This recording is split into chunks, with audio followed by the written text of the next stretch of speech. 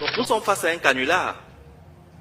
C'est-à-dire que, en fait, nos universités, nos centres de recherche sont à la remorque d'un système international qui n'a rien à voir avec nos pays. Et nous finançons ça. La vérité, c'est que vous, parents, vous envoyez les enfants à l'université, vous êtes conscients qu'ils n'apprennent pas grand-chose d'utile. Mais vous êtes sous un chantage du diplôme. L'État, de son côté, n'a pas mis la créativité au cœur de son business model. C'est encore le modèle extraverti dont il a hérité. Et donc, du coup, sa jeunesse l'encombre. L'université fait un travail de garderie que nous finançons pour avoir la paix. Et ça,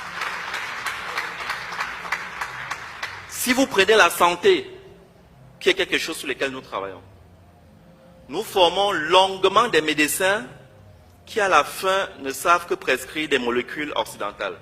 Il est là, le diagnostic, c'est pour déterminer quelle molécule occidentale tu vas acheter. Les gens se forment, ils sont pharmaciens pour vendre les molécules occidentales.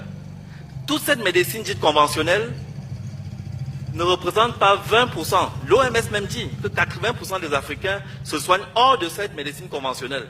Mais tous nos budgets, c'est sur cette médecine conventionnelle qui est en fait juste une courroie entre l'industrie occidentale et les malades. Donc, où est-ce qu'on se retrouve dans tout ça? Pourtant, on a un potentiel. Tous les médicaments se font à partir des plantes. On a une biodiversité extraordinaire. On doit pouvoir faire nos médicaments. On doit pouvoir construire nos intrants de santé. Qui peut faire la couverture maladie universelle en important tout? Ce n'est pas possible. Nos plantes ont des vertus et on le sait. On dit qu'il faut transformer localement. On prend le cas du bois par exemple. Mais le bois, rien que les écorces du bois, par leur valeur thérapeutique, peuvent nous rapporter 20 fois plus que la bille de bois que nous importons. C'est-à-dire si on enlevait seulement les écorces pour exploiter médicalement, la valeur marchande dépasserait la valeur des billes de bois. Mais on n'est même pas dans ce schéma. Donc, et le fond du problème, c'est notre imaginaire. Avant même de regarder les côtés pratiques, techniques, de qu'il n'y a pas de lycée technique et tout ça, ça commence par l'imaginaire. C'est là où on est vaincu. Mon entreprise fabrique des équipements. Et c'est très remarquable. Chaque fois que je vais à une exposition, je présente par exemple un distributeur automatique de boissons. Dès que les gens rentrent, ils voient le distributeur, je fais la démo. La première réaction, c'est « les blancs sont forts ». Je lui dis « mais c'est écrit dessus « Made in Africa ». Il dit « ah bon, donc vous assemblez ?» Je dis que non, on fabrique. Il veut se convaincre qu'il y a quelque chose qui ne va pas. Son cerveau bug. L'idée de la création africaine nous échappe. On est coupé de ça. Et c'est la grande bataille que nous devons mener. C'est les industries créatives. Nous encore, les gens de notre génération, tout petits, on faisait au moins les avions avec le papier, on faisait les vélos avec le bambou. Mais les enfants d'aujourd'hui sont sur les écrans. Mais qu'est-ce qu'ils regardent sur les écrans? Si nous envahissons pas cet espace pour qu'ils regardent quelque chose qui leur dit que toutes les sciences viennent de l'Afrique, pour qu'ils regardent quelque chose qui les valorise, ben, ils vont toujours rester dans ce complexe. D'abord, ils ne vont pas consommer local et on est mort. Ils ne vont pas pouvoir innover parce qu'ils ne sont pas dans ce schéma. Donc, on est bloqué à la racine. Les industries créatives, c'est l'enjeu terrible. Et ça se fait avec le numérique. Et le numérique, alors, c'est la mère des batailles. Le numérique nous déverse un rouleau compresseur de technologies disruptives. Si nous restons passifs dans le numérique, mais les gens vont nous programmer. C'est-à-dire qu'on va devenir des esclaves consentants. Parce qu'ils nous touchent dans les aspects cognitifs. Donc, c'est vrai qu'on a un petit retard. Internet n'est pas disponible partout. Mais nous allons vite. Il y a de l'espoir. Et notre population est jeune. Donc, le numérique peut devenir une arme puissante.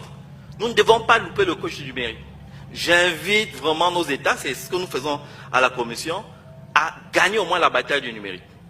Et puis s'interroger sur l'outil lui-même, l'université, et puis le cadre réglementaire. Le système est bâti pour que nous ne fabriquions rien. On vous parle des normes. Dès que vous avez fabriqué quelque chose, le premier fonctionnaire que vous rencontrez, est-ce que c'est conforme à la norme? Il ne sait même pas lui-même de quelle norme il parle. Il n'y a aucun banc d'essai.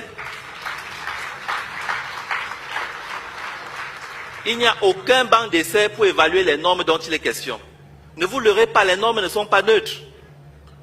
Les normes doivent être construites par les Africains en tenant compte de ce qui peut se produire localement et avec un minimum, il faut trouver le juste milieu entre la protection des citoyens et la possibilité pour les Africains de fabriquer. Ça ne se passe pas autrement ailleurs. Et puis on va faire évoluer les normes au fur et à mesure. Et puis la préférence nationale, mais les autres la font bien. Chez nous on dit made in Togo, made in ceci, mais après, tout fonctionnaire peut commander ce qui est importé sans problème. Ça ne marche pas comme ça. Les Blancs nous ont bien amenés à faire les études d'impact environnemental. Parce que leur problème, c'est l'environnement. Mais nous, qui n'avons d'ailleurs pas de grands problèmes avec l'environnement, on n'arrive pas à s'imposer qu'un gestionnaire de crédit qui utilise l'argent qu'on a menacé de débrouiller au marché pour collecter, soit obligé d'importer d'abord africain. S'il est obligé d'importer étranger, il faut qu'il explique. Donc la préférence africaine doit être opposable. Sinon, il n'y aura pas de déclic. Donc, nous sommes dans une commission où nous regardons comment on peut mettre les sciences et technologies au service du développement. Progressivement, on va entrer dans les détails, mais c'était ça les grands chantiers, le cadre réglementaire, le numérique, la santé, l'énergie et les universités, les centres de recherche. C'est quoi fondamentalement? Parce que normalement, dans la bataille du développement, les universités sont censées être nos généraux. Mais comme c'est les Occidentaux qui financent leurs recherches, ils publient là-bas. Et quand ils sont finis par avoir le grade là-bas, ils viennent ici nous demander des situations de rente, parce qu'ils sont des grands professeurs. Ils n'ont rien changé sur notre environnement. J'espère que vous avez regardé la vidéo jusqu'à la fin. Maintenant, donnez vos avis dans les commentaires. C'est triste à dire, mais le gars, il a parfaitement raison. Tout ce qu'il avance là, il a parfaitement raison. Les universités là, je sais même plus de quoi, bon, ils nous enseignent concrètement pour dire que, bon, on a une maîtrise en cela, on a une maîtrise en cela, ça sert à rien, ça sert à rien. Au moins, moi, si, par exemple, les universités nous poussaient à faire quelque chose avec nos propres moyens, c'est-à-dire qu'on peut devenir docteur en médecine, ainsi de suite, avec nos propres moyens, médecine bien, médecine traditionnelle. Et connaître des médecines à base des plantes, tout ça là, ce serait merveilleux.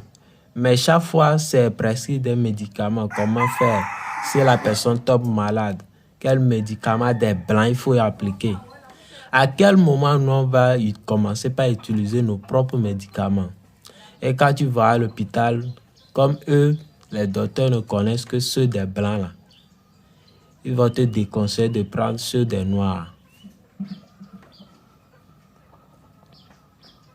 Vraiment,